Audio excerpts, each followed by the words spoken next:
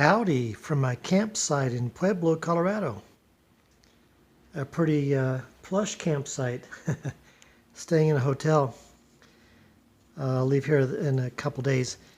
So a lot of people wanted to know what's in my pack. So here's the video to show you what's in the pack. Alright, so what I'm carrying is I'm carrying a ULA backpack, a ULA Catalyst. It's 2 pounds something weight, empty. I think it's 2 pounds, 12 ounces, something like that.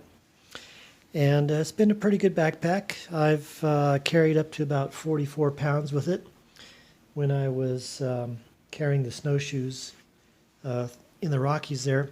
And I started feeling the weight. So for me, this backpack, it's comfortable and cozy up to about 40 pounds. After that, it starts, yeah, you can feel it over a period of time. But overall, I like the pack a lot. It's a pack where you just stuff everything into one compartment. And then it's got a bunch of pockets that I like. It has pockets on each side on the bottom. I put my water bottles in on the sides here. You can see right there. It also has pockets on the hip belt where I keep things readily accessible, that being like snacks and stuff during the day. As you've seen in some of the videos, it's got these little loops here on the shoulder straps. You can put whatever you want. I was carrying water bottles during those long water stretches. And then the sternum strap there. And this is all adjustable up and down to make it more comfortable. It's got a pocket on the outside here too. This is where I was carrying my tent / poncho, as well as the solar panel and some let's see, my windbreaker and other miscellaneous things every once in a while. The pack is made of Cordura, so it's not waterproof. It's somewhat water resistant, but water will seep through. And so for waterproofing, I just stuff a contractor trash bag in it, and then everything that goes in the pack goes inside the contractor bag, and then you just fold it down or twist it down. The pack closes by rolling it closed like a dry bag, and then you clip the side clips on right here. And it's got straps to make it secure. So there's a strap that actually comes up over the top after you close it, so you can cinch down the top. And then it's got the side straps, so you can cinch it down and make it tight laterally. And then, of course, the straps, the straps here where you clip the top on, and you can cinch those down. So the pack is very stable on your back. And then the other nice thing I like too is on the hip belt. It has a adjustment on each side, so you can really fine-tune the adjustment on your hips. So all in all, it's a really good pack, ULA Catalyst. And the other nice thing too is if you're having to go in areas where they require bear cans, bear can fits in there horizontally, so it doesn't take up all the room on your pack. So for my sleeping bag, I have an REI Magma 10 down bag. It's supposed to be good down to 10 degrees. I found for me, since I'm a cold sleeper, the upper 20s, mid 20s is probably the limit for me before I have to start wearing extra clothes and stuff to stay warm. And I also just saw that they don't make this bag anymore. They make a Magma 15. So my guess is probably it's the same bag, but they just raised the temperature rating on it. Okay, for my tent that you've seen, oh, how I love tents. Six Moon Designs Gatewood Cape. It also doubles as a poncho that when it rains, it fits over me and also over my pack to keep my pack dry. So I like that feature of it. And then when I use it as a tent, it's actually a tarp. It gets put up with, you use a trekking pole to support it. And then there's 1, 2, 3, 4, 5 stakes on the bottom, and then one stake to support the trekking pole. So I've liked it so far. And there's also, I haven't used this yet, it's the interior that clips onto the tent or the tarp once you put it up.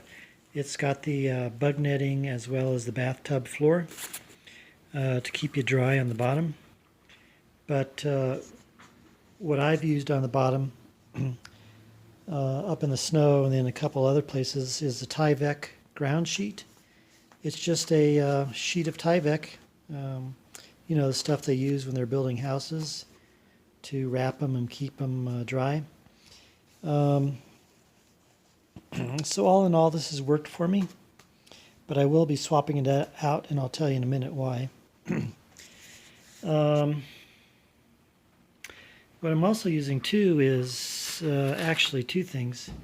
I've been using this, what is it, Z-Lite, Thermarest Z-Lite foam pad, and then from time to time I've used the Thermarest NeoAir X Lite blow-up pad. But I've mostly used the foam pad, and I'm not really a foam pad type of guy. To me, it's somewhat uncomfortable, but I use it simply because I'm lazy. So for all the nights that I've been sleeping out under the stars, instead of getting the ground sheet out and then putting the pad on top of it, I've simply just taken the pad and put it on the ground, yellow side down, and then put my sleeping bag on top of it. So I mean, it pads the ground somewhat, but for me it's not perfect. Now I have used this NeoAir X Lite. It's a blow-up pad, and it is more comfortable, but at the same time it's a little bit inconvenient, of course, because you got to blow it up, and then you got when you're leaving camp, you got to deflate it and fold it up and roll it up and all that sort of stuff. The other thing too is, for me, it's just a little bit too narrow. I've found myself a couple times waking up and laying on it crooked like that. And then the other thing too about the NeoAir X Lite is it's a real slippery pad. So when I've used it by itself on the Tyvek pad here, it's just slipped and slid. So if you're on any type of a little incline, thing's just going to... Other times I've used it up in the snow, in the Rockies there, and I've put it on top of the foam pad. And what I found quickly is that it slips around on this silvery stuff as well. So what I did is I put the silvery stuff down and laid the blow-up pad on top of this, and then there was no more slipping. So these combined with that on top of this in the snow kept me nice and warm through the night, even though it dropped down into the 20s. But I will be exchanging this out and exchanging that out, and I'll tell you about that in a little bit as well. And the sleeping bag as well, and I'll tell you about that. Okay, here's my food bag. This nylon bag, as well as this little grocery store bag. It's one of the thicker ones. What I do with this is I mainly put my dinners in here, and then I put my breakfasts and lunches in this. And then the way I pack my pack is I'll pack everything, and then I'll pack this on top so that during the day I can get to it quickly when I want to have lunch. And also I will have already taken the breakfast out for that day and eaten it. And then this will pack underneath that when I pack the pack. Trekking poles, even though I don't pack them, except for a couple times. Black diamond, I forget what they're called. They're aluminum. They're rather light. They're not the lightest poles out there, but they are sturdy. And the other thing I like about them too is they got the flick locks as opposed to the twist locks. The twist locks seem to be a little bit less sturdy. So you just flick the lock open, adjust your pole length as you need, and then flick it closed. And then the other thing I like about it too is that it's got a little screw there, so that if they do get loose and they start adjusting on their own, you can just go into the screw here and tighten it up. In the 1,100 miles and 3.5 months that I've used these, I've only had to do that I think twice on just a couple of the screws. So, and then they have removable tips here, and I just had to replace these just this past week. So after 1,100 miles, they got pretty dull, so I've replaced them with new sharp ones. Okay, clothing. So what I currently have in the pack is this Enlightened Equipment puffy jacket. It's synthetic puffy, not down puffy. And I got that simply because the synthetic will handle the moisture from sweat and everything better and still have better insulating power than the down ones. So Enlightened Equipment. And then this right here is my Patagonia windbreaker. It's just a thin shell of nylon. It is water resistant, but if it's raining real hard, it's going to wet out pretty soon. But it does a good job with the wind, and it does a good job with a real light rain. And what I've also have usually done is when I've put this on, then I'll put the windbreaker over the puffy, and it just makes it very, very, very, very warm. Now also, wearing the windbreaker by itself has kept me warm in situations that were, I'm a cold guy, so I get cold easily. So in those situations, it's kept me warm surprisingly, and I've rarely had to use this. So that's Patagonia windbreaker right there. This right here is my anti-gravity gear rain pants. They're made of a coated nylon. I don't think it's a sil nylon, but some sort of coated nylon. And I've only had to use them once, and they did a good job of shedding the rain, not letting anything in. This right here is my Smart Wool 150 long underwear top. Nice and soft.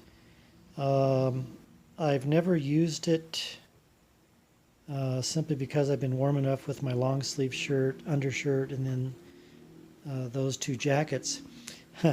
The funny thing is I've really only worn this top when I'm in town washing all my dirty clothes. So, figure that one out. This right here is my Smart Wool 150 long underwear bottoms. Again, real soft, and again, I've never worn these whatsoever, even in up in the 20s, up in the Rockies there. This is a Smart Wool balaclava. Does a good job of keeping my head warm, and it being a balaclava, it also goes over my face, my cheeks, my nose, my mouth, and extends down to my neck. So it's been a real good workhorse when I've worn it. And it being wool, even when you breathe through it, you got it over your mouth and nose, it still keeps you warm, even though it's damp. These are fleece gloves. They keep my hands really warm. I've worn them a few times, again, particularly in the mountains, in the snow, and then a couple other times as well.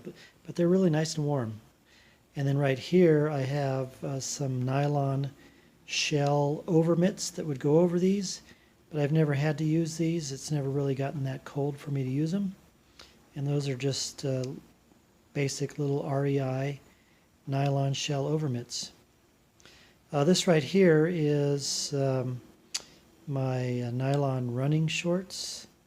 Again, just like with the red long underwear, the only time I've ever worn these has been when I'm in town washing all my dirty clothes. But I'm guessing that now getting into the warmer weather of summer and getting to the warmer states, I'll be wearing these more often.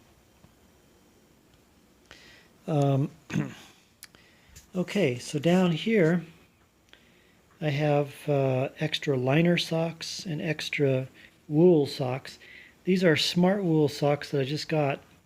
I was carrying some rag wool socks, outer socks, but now I'm wearing those rag wools because my previous rag wools that I've been wearing for the past 1,100 miles, they finally just wore down and started getting holes in the bottom.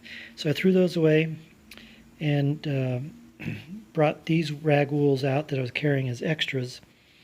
And then I got these smart wools because I couldn't find any rag wools that have no seams.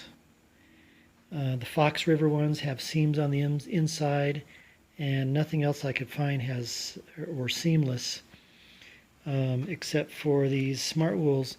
So I guess I'll be wearing these rag wools for another 3 months or so until they wear out. And then underneath I have a liner sock. It's just a nylon dress sock, and that combination has worked for me well over the years. And on this trip, never any blisters. So that's the secret. If you're wearing boots, and maybe if you're wearing trail runners and stuff, maybe 2 socks is the answer. A thin liner sock and then the thicker sock on the outside. Extra bandana, extra bootlaces, and I've been carrying them all in the bag that came with the NeoAir blow-up pad. So that's worked well for me. Okay, over here, carry everything in a Ziploc bag. It's my utility / cooking bag. So here's my titanium 900 milliliter pot, and use that. I would have used that to boil water or cook food, but I've never used it. This whole trip I've just been lazy and eaten all my food cold. So yeah. And then MSR pocket rocket stove. I hear they're pretty good, but I've never used it. I had a canister of gas, and I just took that back a few days ago when I went to REI. So I've never used this because I've never heated up any water. And then there's a lighter I would have used if I'd used the stove. I've been carrying this spoon along. This is the spoon I originally brought. It's just a basic nylon type of material spoon. But when I got my caches of food out in the desert, those were all MREs, and in each MRE there's always a spoon. So guess what? I've just been carrying this spoon around and using it to eat. And I like it simply because it's a longer spoon than most others, and it's done well for me. So I've just used a spoon here. Swiss Army knife, basic little Swiss Army knife, and I've used that quite a bit. This is a funnel. So I used this only one section of the trip, the section through the Grand Canyon, and particularly the Little Colorado River, because with the LCR river water, I had to do some special filtering, so I used that to pour water from a bucket where I scooped the water out of the LCR, and once it had been treated, then I poured the treated bucket water into a little smart water bottle using this. Carrying around a pencil with duct tape around it for repairs. A couple of little carabiners that Kelly gave me. And then a pack towel that I've never used. I mean, you know, isn't that what long sleeves and shirt tails are for? This camera tripod for my phone. I've used it a couple times, and I don't know, maybe I'll use it some more, so I'll keep that. Then right here is the water purification drops that you saw me use there on the ranch video, and then also the Sawyer squeeze water filter that I've used many times on the trip. And then this is the syringe that you use to clean out the filter. Coming over here, everything that goes in that brown, again, it's another grocery bag. So this is my personal care Ziploc bag.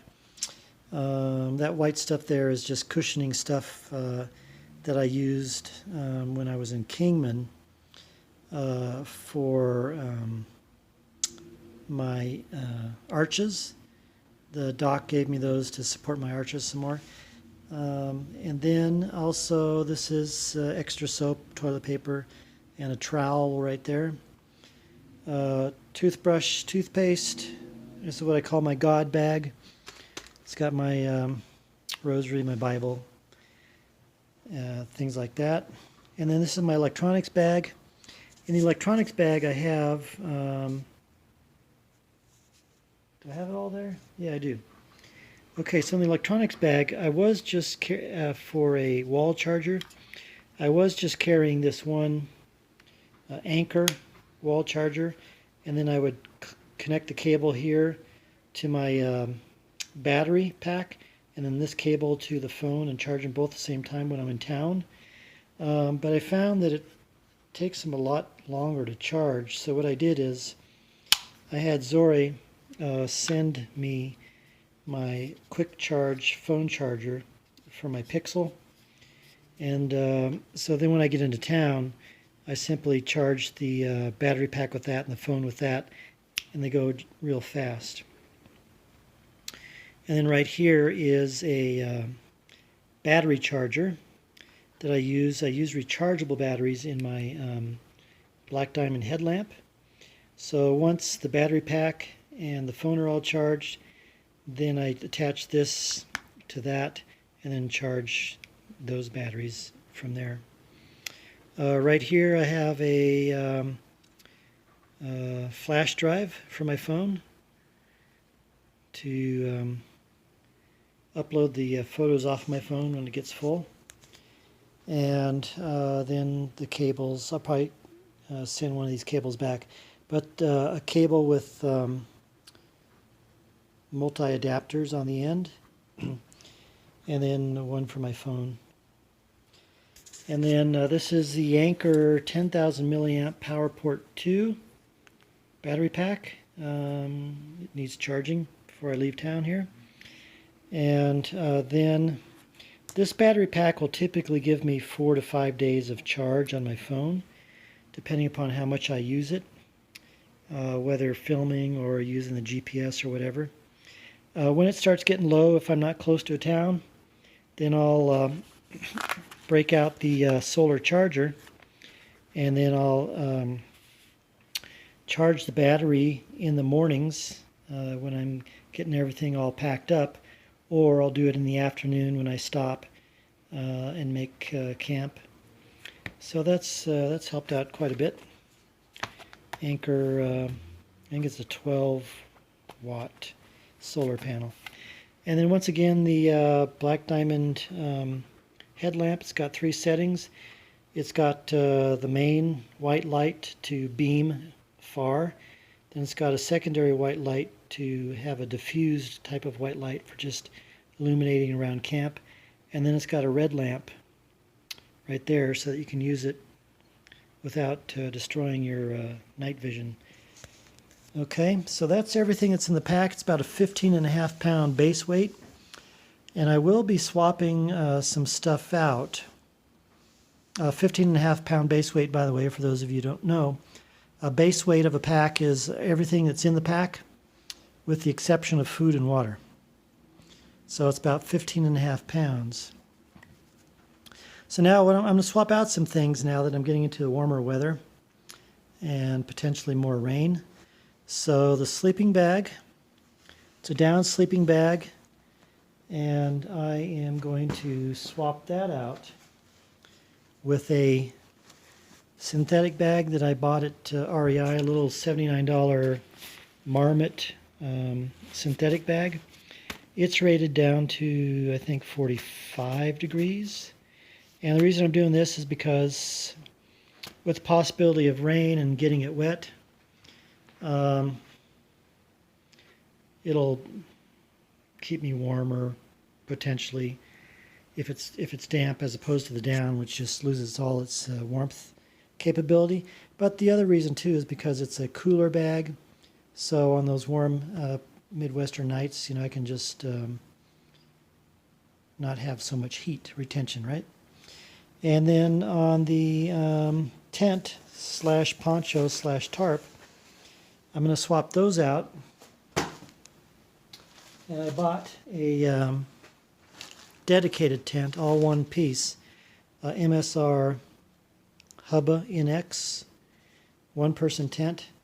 So instead of having two pieces to put together, it's just all contained in one, well, except for the rainfly. And it's real simple to put up, and also the other reason I got it for is because it's semi-freestanding. So I'm guessing that there's going to be potentially more places where I won't have the ability to put up, guy lines and stake out 5 stakes, 6 stakes on a tent. So I could just use this at night for those times that I'll need, quote unquote, to use a tent, and then won't have to use any stakes, provided it's not windy. If it's windy, then I just pound the stakes in, and that'll be done with it. But again, semi-freestanding, and I'll still carry this Tyvek ground cover to protect the bottom of this tent. The other thing I'm going to swap out is this Thru-Hike X Lite. Like I said, it's not been the most comfortable, and now Nemo, yes, the ones that make tents as well and sleeping bags, Nemo now makes this foam pad similar to the X Lite. The only difference is that the foam is a little bit thicker, sturdier, so maybe it'll be less uncomfortable. And I actually got a smaller one to go with it as well, to put on top. So I've got 1.5 pads, so to speak. So hopefully I'll be comfortable at night. So then in that case, the blow-up pad is going to go away. And then over here, I'm going to get rid of the jacket, since I won't be needing it in the warmer weather. And I'm also going to get rid of the Patagonia wind shell. And what I bought in its place is the Outdoor Research Helium 2. And I did that because I'm getting rid of the poncho, so I still need some rain coverage on top. And so that's what will provide the rain coverage for me on top. I'll keep the rain pants there. I'll get rid of, most likely, the long underwear top. I'll get rid of the long underwear bottom. I'll get rid of the balaclava, get rid of the gloves, get rid of the overmitt shells. I'll keep the short pants, and I'll keep these two, and this, and that, and that. And then over here, I'm going to get rid of the pot, get rid of the stove, get rid of the lighter, get rid of the spoon, keep that spoon, get rid of the, get rid of the towel. I'll keep this even though I haven't used it that much. And then I'll keep these two items, but I'm going to get rid of the syringe that cleans this out, because And here's a trick if you didn't know this. You can get the smaller smart water bottles. They have the sport top here. And the sport top actually fits right over the valve where you clean out the Sawyer filter. So it acts just like the syringe there. And so you've got, it works pretty good too. So that's why I'm going to get rid of the syringe there. Then over here, I'll keep everything that's here, of course. And then, oh, I forgot to mention, I've got the compass in case all the electronics fail. Haven't had to use it yet, and hopefully won't have to use it in the future. But if I do, it's going to be easy navigating. It's just basically go east and get to the town. And then I still, even though this has worked for me, I might swap this out for a 20,000 battery pack and send this back home because I think this is 12 ounces, but if I swap that out for 20,000, I'm only gaining 6 ounces on that, so it's a net savings of 6 ounces. So 15.5 pounds base weight right now. Once I swap out everything, I'll probably get down to about a 14.5 to maybe 14 pound base weight, which is not too bad. And then since this part of the trip now coming up is going to have towns a lot closer, I won't have any 9-day, 8-day, 5-day, 7-day food carries, and I won't have to, carry 6 liters of water anymore. So I think the heaviest my pack is gonna be is maybe be in the mid-20s, maybe as high as 27 at the most. So that'll be pretty good, and it'll allow me to make some higher mileage, I think. Finally, forgot to mention this. I have a mosquito head net that I'll include that weighs about 1 ounce. And then I got some bug and tick spray. I heard this stuff is really good. Since I found a couple ticks on me already and one that was attached to me, I figured now's the time to get some of that stuff. Excuse me. So all in all, that's what I got going here. Any questions, or if you want me to expand on anything, just let me know down in the comments. All right, so that's everything I'm carrying in the pack. My home away from home.